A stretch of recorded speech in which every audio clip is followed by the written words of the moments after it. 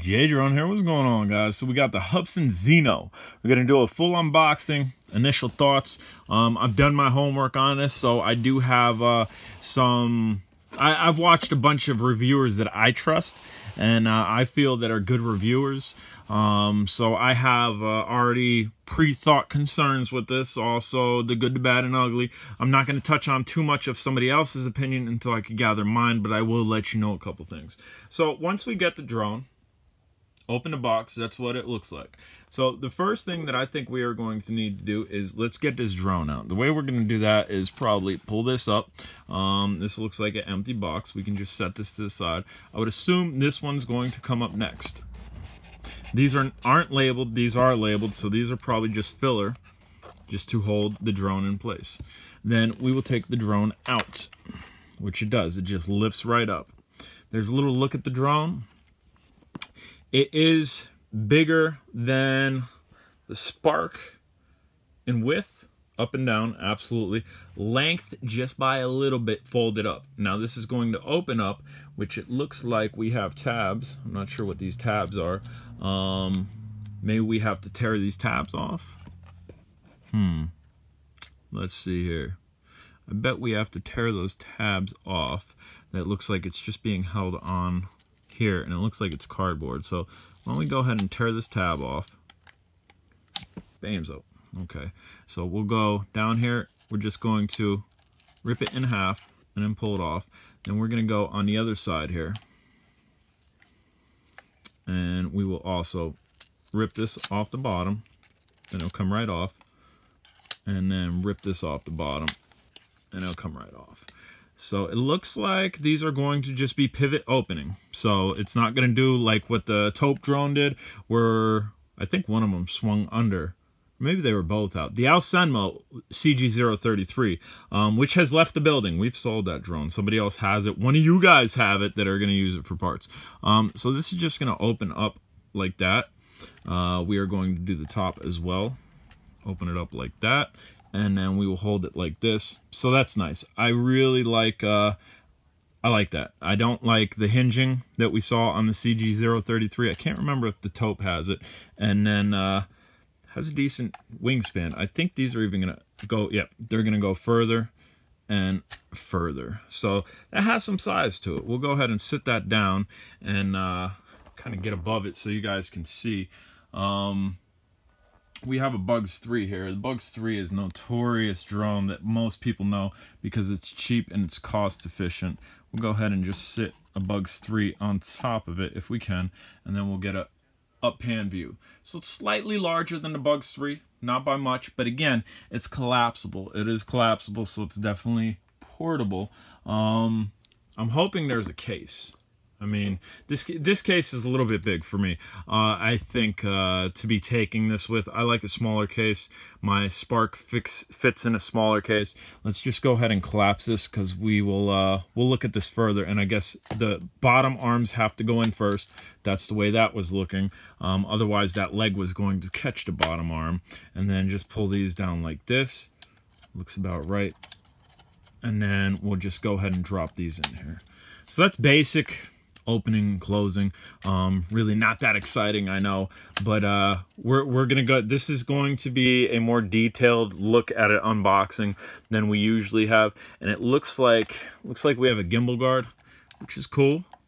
Spark did not come with a gimbal guard, as far as I can remember. We'll look at that in a minute. Let's look at what else is in the box. We have two packages in the box. One says spare parts, and the other one says remote controller. So we are going to go, let's go in the spare box part. Gonna pop this up, see how this magic box opens without demolishing it. Nice, just kind of pops open like that. Yes, another screwdriver. Absolutely love these guys. I have tons of them. That's a flathead though, which most of mine are Phillips. So we'll go ahead and set that to the side. We have, looks like extra blades. Yes, we have extra blades here, which is nice. It looks like at least a full set, if not more. Then we'll go ahead and inside here, we're probably just gonna pop this up. Yes, yes. So one thing with the Spark is we didn't get supplied OTG cords. And with this one, This really makes me happy because I kind of figured they made it, but this is for, that's for iOS, if that's how you say it, Apple. I generally use an Apple phone. I have Android, but I generally use an Apple phone. So bam, this is going to plug into the controller. This is going to plug into my Apple phone, and we're going to get better transmission. If you have Android device, they've given you micro to micro. That's a typical OTG setup. These are supplied. We don't have to buy them. That's already a plus. That's a huge plus for me. With the Spark, I never bought the OTG setup. I've always flown that just via Wi-Fi. I never bought the OTG setup. It comes with it. Huge. Thanks, Hubsan. Let's see what else we have in this box. Let's get the box in frame so you know I'm not pulling from elsewhere. We have another micro USB. I'm not sure. Maybe we'll be able to figure that out once we get all the pieces out. This is obviously going to be how we are going to charge the battery. And I believe 3-cell. I think that's a 3-cell plug, so it's probably going to be a 3-cell battery. Let's go ahead and get this out. That's Hubsan. We've seen that typical with the H501s. Kind of little brick like this. So we're missing a piece. Let's see. Here we go. Another one. What's this one? C plug. Bamzo. That's my wife's phone. She has a brand new Galaxy. C plug. So you got a C plug, you got a micro, and you have Apple. All included. That's huge. So we're still missing our power supply. Bamzo. There's our power supply. And I know there was some concerns with the first units coming with UK plugs, and they wouldn't charge the battery fully. As you can see, I have a United States plug. US plug, that's going to simply plug into here. Plug into here like that. And then, bamzo, there's our plug for this right here. Which that is going to go here. And that's how we are going to charge. We'll just set that to the side. I'm assuming maybe this is a data cord. I don't know. I'm not sure what they want us to use this for. It is definitely a data cord to transfer data, but what they specified us to use this for, not sure. So let's see, what else do we got in here? More stuff in the box. We have instructions, Zino instructions. Fairly thick, fairly detailed, not too thick though. J-Drone doesn't like reading, but I am going to do full homework on this, more homework than I'm already done. So that's what you get in your spare parts box. Let's go ahead and open remote control box. Flips open just like that. I didn't have to do anything. Is this going to come out? Yes, it will come out. And we are going to, bamzo. There ain't nothing else in that box. So here's a little look at the controller. Clearly we have our power button. This is going to be takeoff and landing button, and this is going to be your RTH, your return home. Video, picture, and to adjust the camera's angle up or down. And these clearly are real. They, I mean, and this is what I try to tell people, like, I had one here. Hold on. You can see the wires in there. You can see the wires in the hinges. There's one guy, I'm not going to call him out, but there's somebody with a drone that I didn't quite care for. Yeah, hobby grade. Woohoo! Looks like real antennas. And you can see clearly in these hinges, I mean, you can see it hinge all the way back. There's no wire. And this isn't the drone that I'm speaking about, but that's generally how you tell if you have real antennas. And I would expect nothing less for these to be real. You can see they're both wired. I don't know if they've done it already, but I'm sure somebody will do it where we have the slip-on to broadcast the signal out that way, like we've had with the DJI Phantom and also the Spark. So this right here, maybe this will pop out. We have a little latch right there. Bamzo. So that pops out. That's going to hold your phone. Not sure what that plug underneath there is for. We don't have a plug that's going to plug into that. I don't think so. That is where we're going to do our little OTG to cell phone type thing. Maybe for updates or something. And there's also pins underneath here. I don't know what those pins are for. Don't know. But that's a little look at this. Just off the bat, it's white. You can see my hands. My hands are often dirty. I got I mean, even my thumb, like this stuff won't wash off. When I'm not playing with drones, I have older Cadillacs, I have cars. I'm constantly doing something. So this is going to turn an off shade of white really quickly. And again, that's just me. I don't know if most guys are like me that are in the drone game, or if you keep your hands pristine. If you keep your hands pristine, you're not going to have an issue. Myself, I know, just like with my Phantom 3 controller, it's going to turn a different color. So one thing that maybe I'd like to see just off the bat with this, and even the drone, is all black. Maybe we could get an all black. That's just personal preference though. And I mean, that's me keeping it real too. Telling it how it is, because that's what J-Drone does. So we're gonna set that there. We're gonna go back to the drone itself. Weight wise, this has a decent amount of weight with it, which I absolutely love. We're gonna open this back up. We're gonna look at the motors here. We have larger motors. These motors, clearly I don't know the size of them. I'm no motor pro by any means, but they are larger motors. I would gear to say they're definitely larger than what's on the Spark. And even looking at the Bugs, which is right next to me, they're probably larger than that too. But what I want to do here is just see, without knowing anything, bam, without knowing anything, there you go. That clips in. Squeeze. I didn't have to read anything. Bamzo. That'll pop out. What are we dealing with here? We are dealing with a 3-cell, 3,000 milliamp an hour, 8C. C rating I would like to see a little bit higher, but maybe we'll get upgraded batteries. But this is also rated to fly for a decent amount of time.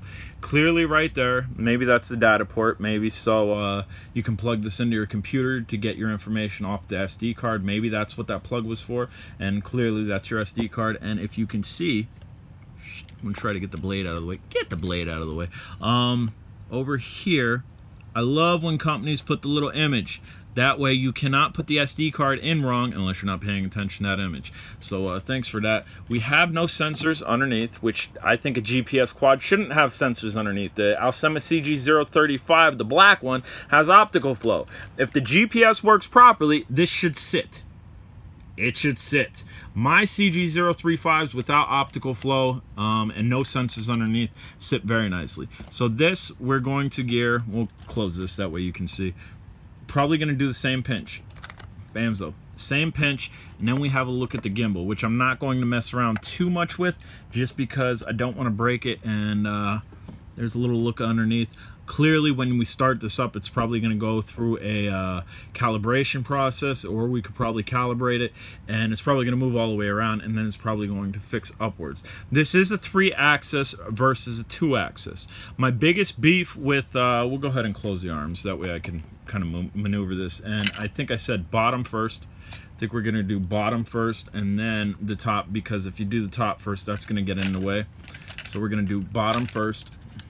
Close that, and I guess I should have put that gimbal guard back on, which maybe you need to put the gimbal guard back on after all that, if I haven't lost it already. I am king at losing stuff, so maybe right like that. Probably not. Maybe like that. How do we put the gimbal guard back on? Don't want to break the gimbal. Sorry guys, I'm out of focus there. I can see the pins that it goes on.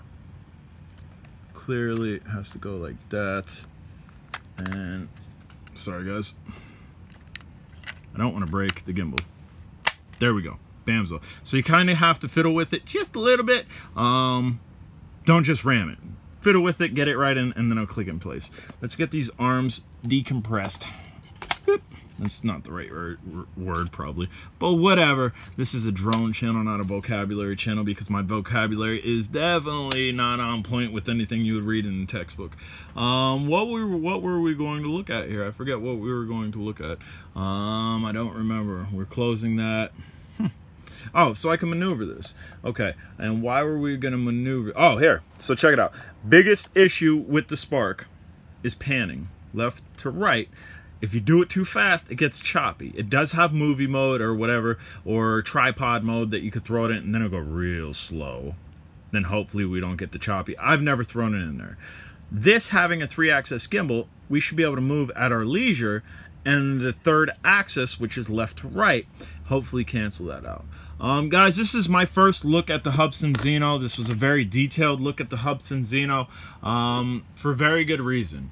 This could very well be my travel drone. This could knock my Spark out, and this could be my travel drone. It's only rated to go a kilometer.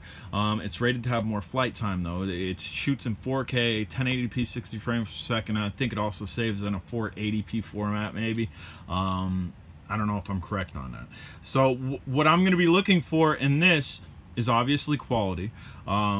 I never really took my Spark past at 1 kilometer. I think we did a range run once just to do it, but for me, when I use photographing drones, I'm generally shooting in an area around me, where I can see, I know what I want to shoot, and it's really planned type shoot, as opposed to just going flying off in the distance. This is money.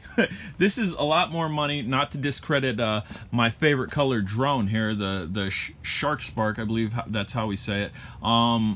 It's a lot more money than this, and flying that way out of sight and hoping it comes back is not really my cup of tea. Obviously, once we gained to trust this, like once I gained to trust the Spark, we did do a range run on it, and we did get it to come back, and we also flew it back.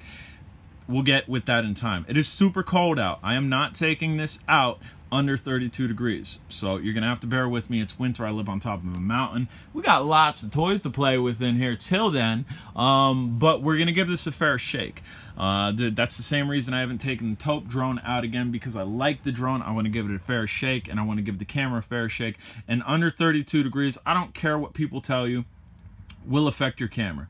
Or can, I should say can. More expensive cameras might be better running in the cold than other cameras, but we did a under 32 degree flight the other day, and my camera was messed up horribly. I can't remember what drone it was. Maybe you guys can. It was a couple videos back, and then I brought it in and I ran the camera in here, and zero issues. I'm trying to gauge on what camera that was. I don't know. It was let's see, it was this one, Bamzo, the drone that we're giving away. And if you want this drone, there are a couple of videos back, Love is in the Air video, you can get this drone for free. It's a giveaway. But dude, I know this drone has a good camera.